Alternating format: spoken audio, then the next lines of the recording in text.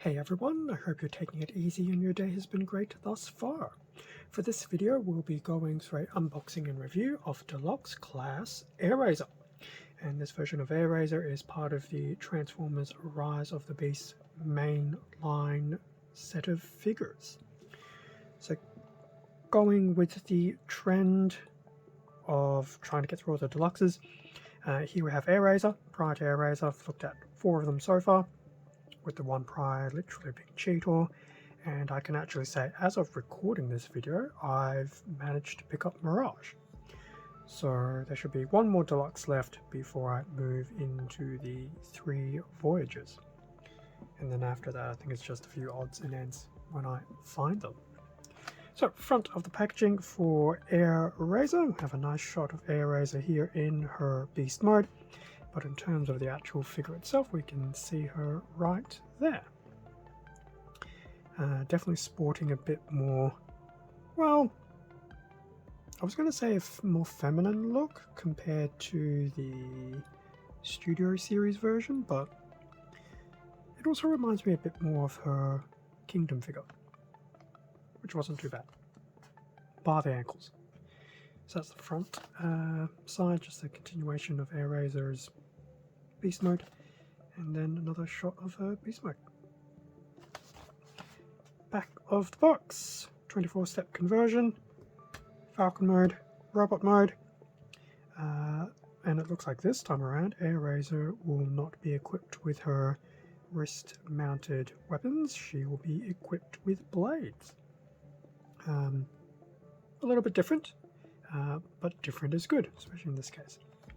It'll be very interesting to see how this one actually goes, because just looking at it, I feel she is not a retool of Kingdom. So, packaging done, time to open up and get Airazor out, have a look at the accessories manual, and do the usual. And with everything out of the packaging, 2 close combat weapons, an Airazor who can indeed stand on her own 2 feet, and a manual. Now usually I would have the figures laying down, but Airazor does have a bit of back kibbling going on, so yeah, standing up. But it's good to know she can stand up, and surprisingly stand up quite sturdy. So the manual, opening this one up, as always we get the nice quick step on how to equip the weapons. Otherwise, pretty much going through the transformation process, starting with the back and the wings, and then doing some very weird form of flippy floppy. And yeah, this definitely cannot possibly be a retool of Kingdom. The transformation alone actually feels significantly different. And then coming over to the other side, looks like we'll have some tabbing to keep some things together, which is good, which is very cool. And lastly, we will be able to attach the weapons into the beast mode. Interesting to see how they look. Hopefully not too bad. But overall, not too bad looking at all. Will I need that later? Most likely. So before looking at Airazor, we have the 2 accessories, pretty much just mirror copies of each other. So she has a set of blades, which I might actually do this way so I can actually get them to focus. So definitely not too bad. So it's pretty much 2-tone color. I suspect the silver has been painted, and then the rest of the color is pretty much the base color of the plastic. But that is very cool. Now, equipping them. Going to assume they're equipped like that, so into one hand, into the other, and then before you know it, Airazor equipped with both her weapons. Is it a nice welcome change? I'd say so. We've been so used to the wrist-mounted weapons that having some close combat weapons is actually a bit of a novelty. So it's actually quite interesting. So for Airazor, let's give her close combat weapons as opposed to the wrist mounted. And Cheetor actually got a ranged weapon for a change. So yeah, definitely not too bad. Surprisingly, the blade length is actually, to me, it seems well, relatively proportional. Maybe they're just very long daggers. Either. Anyway, that was the accessories. I'll just take them out, so we will see them again later for the beast mode. Airazor, I will just reposition your hands and everything in general.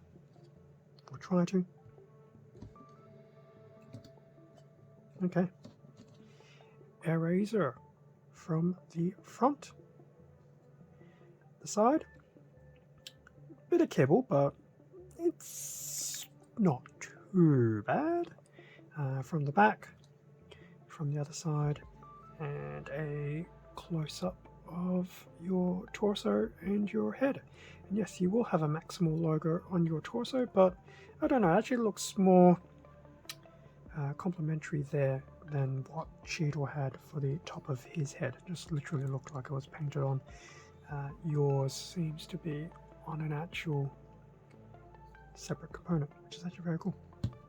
So, Airazor, what type of colors do you have? So, sporting some more of your traditional colors, especially going back to your original Beast Wars figure. So, some browns and some, oh gosh,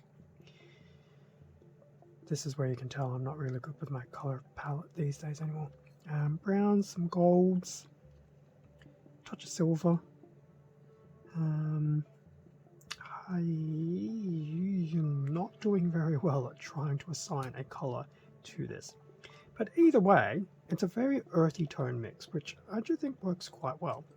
It all basically is quite complementary, which is really good, and I think that was an interesting point that I had with the Deluxe class Cheetor, where I thought the brown/bronze felt a little out of place, but for Airazor, everything works quite well.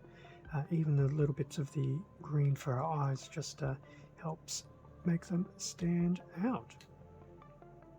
Very cool. So, with that being looked at in terms of your colours and quick view, yes, you do have a bit of kibble in the way of your back, legs, your wings and things like that. Hardly an unusual thing for Airazor. Unlike previous iterations, the wings themselves don't hide as well, but they're quite sturdy in there. And, you know, subject to what you want to do, you can still move them around to a degree like so. But they're definitely not too bad. Just be careful when you pull them back. They're definitely not too bad.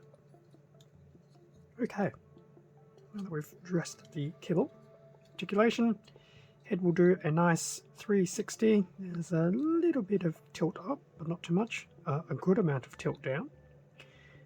So yes, dynamic head posing is good. In terms of the arm, the shoulder can indeed do a 360. It can go to the side as well, which is always nice. And this little shoulder armor will move around as well, but I also suspect that's because it will eventually tuck down for the transformation. Now, because we know the arm does a 360, yes, it can go to the back, to the front, to the up as well. Usual 360 spin there at the top of the arm. The elbow will do a 90 degrees backwards, as well as a 90 degrees forward, which is quite nice. And the hand can also move up and down as well. Now, that's the hand when it's completely flat. Also makes me wonder if I had the hands the wrong way around. Where is your thumb? That's quite embarrassing. So for literally about 10 minutes of a video, the hands have been the wrong way around. Oh, that actually looks so much better. Wow, and here I actually thought well, I didn't really think it. I will admit, I'm actually tired. It's been a long day. Anyway, that actually looks so much better. So, yes, the hand can do some upping and downing at this. Obviously, probably because that ultimately it's to support the feet for her Falcon mode. But now that she actually looks a little bit proper, yes, that actually looks so much better. And yes, I'm sure I'll get the odd comment going, her hands are the wrong way around. It's like, yes, they were for the first 9 minutes. Skip to the 10-minute mark, but that's okay. Live and learn. Although, to be honest, I did actually think that was kind of cool looking. Granted, in hindsight, it actually does look really weird, but the more you know. Anyway, Airazor, that is your arms looked at. In terms of your legs, yes, you can successfully do a full splits. Very nice. Your leg can go all the way to the front. Obviously we know it can go to the side. Now, it actually can't really go to the back because you have bits of protrusions in your upper legs that basically contact bits of your main torso. So in a way, that's probably not a bad thing, given you would have all this stuff floating around as well. So honestly, it's unfortunate that you can't do it, but for some reason you seem to have almost been deadlocked into not being able to do it.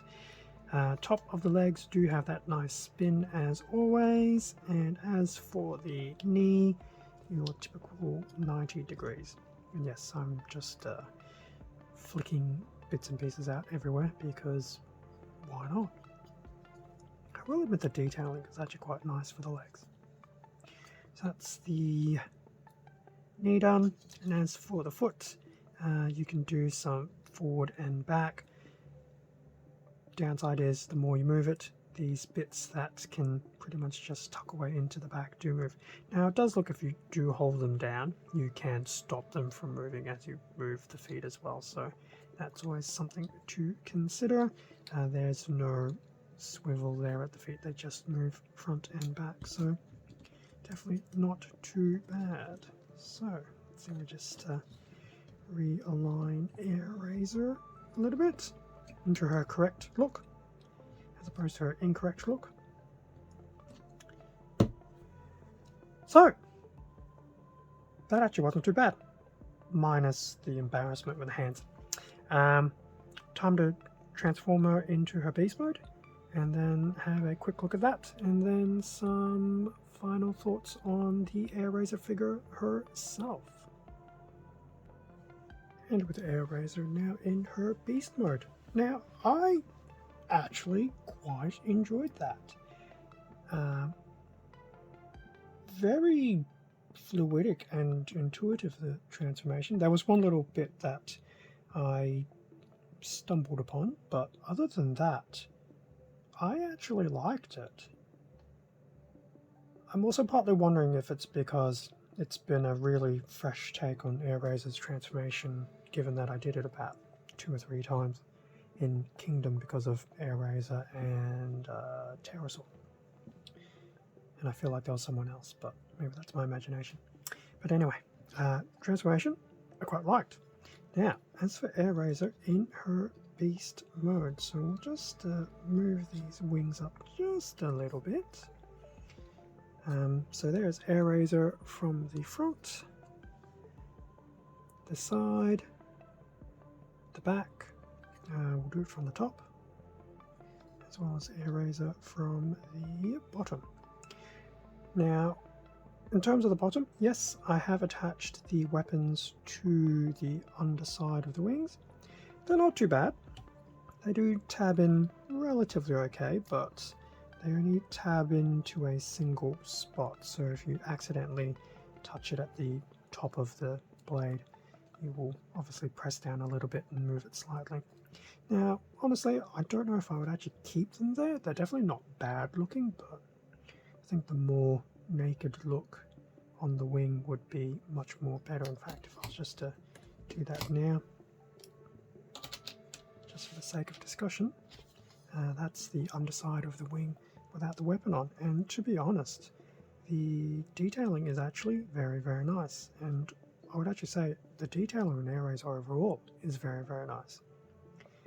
And just looking at it, does actually remind me of Beast Machine Silverbolt. like, you could probably do a retool of this and actually finally produce a decent Silverbolt, since the original one was pretty dubious. But yeah, especially with the detailing on the top here, it's a very well blended mix of the organic and the mechanical look, which, yeah, I think works quite well, especially if you look at her head. So there you go. That's pretty much Airazor in her beast mode, and I would definitely say, once again, I actually quite like the look. The colors are still the same as well, nothing unusual here, but it all seems to work quite well. It's also hard to imagine. These are the legs. Like, they actually surprisingly look a lot more seamless. Now, in terms of articulation, so we will have a little bit of movement in these legs, which are basically her arms. Now, because she is a bird, you will need to be very mindful of weight distribution. Otherwise, you don't position these well enough, she will probably topple over, probably to the front, since a lot of the weight is going to be here versus the back. So if I do that now, in fact, I have a feeling she's actually going to do exactly that. Yeah, which is fine. I suspected as much, so you just have to probably lean her back a bit more. The wings, surprisingly enough, will also have some articulation, even though the wings do end up connecting together. And the tabbing is actually surprisingly pretty good. Yes, there's a little bit of spacing issues there, but it's not too bad. So the wing can go up all the way down, and surprisingly, it can go all the way up as well. So Airazor can pretty much do almost a full flap there. Now that's starting to look like a bit like her legs, but yeah, she can actually do some decent wing poses. The tail bit here does move as well if you want to add a bit more aerodynamic, and I'm sure if you tried hard enough, if you could get her aerial, these back legs can probably, maybe not tuck up, but you can kind of tuck them away. Now obviously, not only have I done it once, but I've done it twice, so depending how much pressure you put, you could unintentionally pop the legs off. But it does sound like they will snap back on quite nicely. So keep that in mind. So what are we going to do? I'm just going to put Airazor back into that neutral pose. So that was articulation of the beast mode. Definitely not too bad, and as I said, I'm really digging the look. Okay, Airazor, I'll just put you down here. See if you can do that to make you stand upright. Bring this back over. Final thoughts, starting with the robot mode. Robot mode actually was quite good. The colors are nice, the detailing is nice, the change in weapons is actually a very nice, refreshing feel. The joints all felt quite sturdy. I think there was a little bit of inhibition on some of the articulation within the upper legs, but for the most part, I think Airazor should be okay for a decent array of dynamic poses. I think the only thing that, well, it's not really a criticism, it's just being a bit more mindful, was obviously the orientation of the forearms, but that's more on me and not so much the figure. So overall, robot mode, very pleasant. Transformation was very nice, very seamless. It works quite well. And I do feel it's because it's a nice refreshing take on the transformation compared to previous iterations of the Airazor figure. It actually even felt better than the Studio Series one. That's probably saying a bit. In terms of the beast mode itself, everything looks really, really good. I actually am finding it very difficult to fault Airazor. Like, actually a legitimate fault.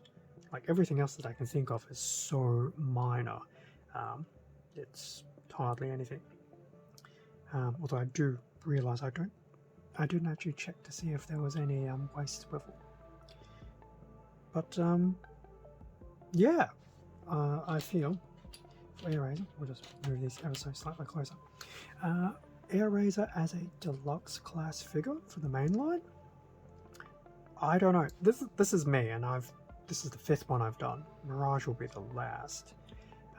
Where Bumblebee pretty much gets honorary spot of being the bottom of the deluxe pile. Airazor could very much be at the very top. Cheetor, Nightbird, and Wheeljack, they definitely weren't bad. But something about Airazor just, for me, has just ticked a few more boxes than what the others did and didn't. And I'm just once again, I'm wondering if it's because of my exposure to Kingdom. But I really like this version of Airazor. And yes, I actually really would like to see a repaint into Silverbolt. Yes, I could probably do it myself, but that's just asking for more trouble. But there we go. So I would actually say, of all the deluxe mainline that I have unboxed and reviewed so far, I would definitely recommend this version of Airazor. Almost to the point that I would actually almost recommend this over the Studio Series. That is saying something, given it's always been the other way around. So there you go. Consider me very, very pleased. So that'll bring us to the end of the unboxing review of Deluxe Class Airazor. Yeah, I am in surprised disbelief at how much I actually enjoyed this figure.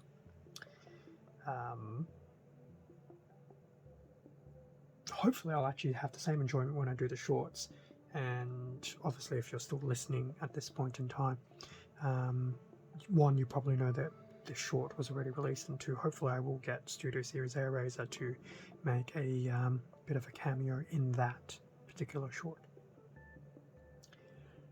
Thank you very much for watching this unboxing and review of Deluxe Class Airazor. Feel free to leave a comment, a like, subscribe if you enjoyed the content. All of this does help support the channel, and I do greatly appreciate it. Extra content can also be found on my Instagram account. Link to that's in the description below. And as I've mentioned once or twice already, there will be the short as well floating around. And in fact, I try to make it a bit easy. There will be a card for it as well if you hadn't seen. With that being said, stay safe and take care. I will catch you in the next video, which, if you're doing only Rise of the Beasts, should be Deluxe Mirage. Otherwise, definitely plenty of other content on the channel at this point in time. Until the next time, I'll see everyone then.